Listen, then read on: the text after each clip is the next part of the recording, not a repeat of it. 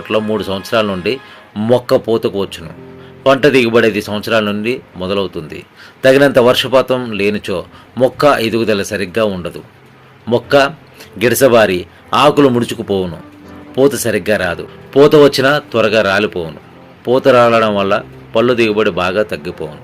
కావున వర్షపాతం తగినంత లేక వర్షాభావ స్థితికి వచ్చినప్పుడు తోటకు నీరు తప్పనిసరిగా ప్రత్యామ్నాయం పద్ధతిలో పెట్టవలను. మొక్కల పాదు వద్ద కలుపు మొక్కలు లేకుండా జాగ్రత్తగా తీసుకోవాలి. ఎదిగిన మొక్కల పొద చుట్టూ 6 అడుగుల వ్యాసం వరకు కలుపు మొక్కలు లేకుండా చూసుకోవాలి. పొడి నేలల్లో ఎరువులు వేయరాదు. కనీసం 150 మిల్లీమీటర్ల వర్షపాతం పడిన తర్వాత మాత్రమే ఎరువులను వాడాలి.